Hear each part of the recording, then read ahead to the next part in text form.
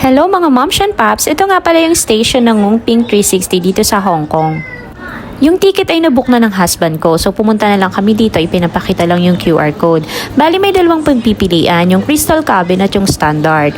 So dahil matatakotin yung moms nyo, dun lang tayo sa standard cabin. Yung crystal cabin kasi is pati yung inaapakan mo is crystal, so kitang kita mo yung baba.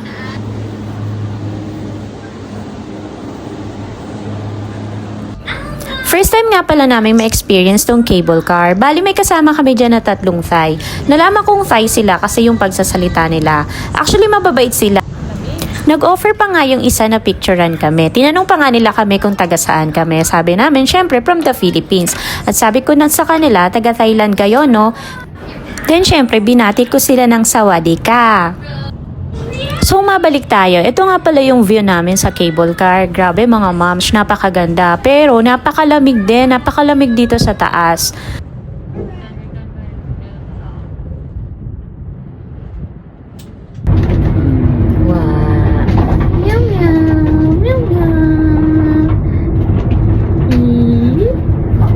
Hindi lang mga puno at bundok ang makikita mo dito. Makikita mo rin yung napakagandang dagat tsaka yung building.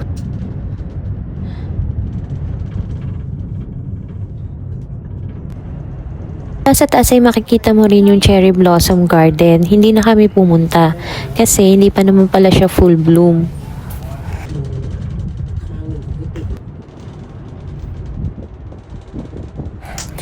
Wow, ang ganda.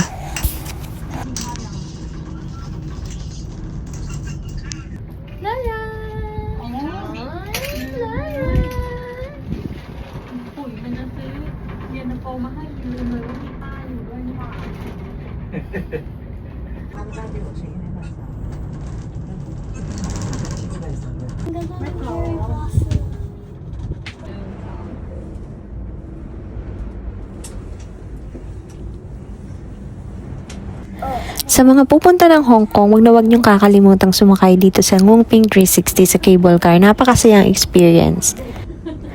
Pagbaba nyo nga pala ng City Gate Outlet ay magbibigay sa inyo ng pictures. Actually, ang gaganda ng kuha. Kaso medyo pricey. Hindi na namin kinuha. Marami naman kaming nakuhang pictures dito sa phone.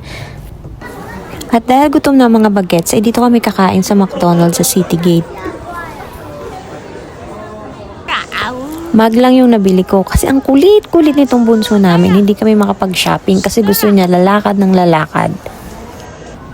From City Gate Outlet ay sasakay ulit kami ng train papuntang Hong Kong.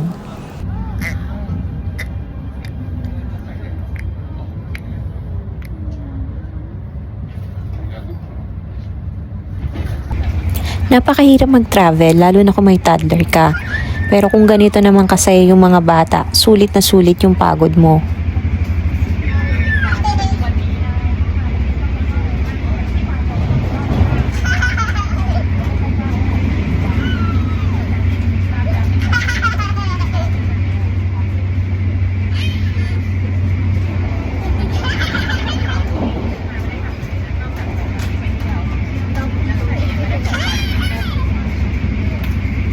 Papahinga muna kami sa hotel. After nun ay pupunta kami naman ng Causeway Bay kasi may dinner kami. Yun lang mga moms and paps. Thanks for watching.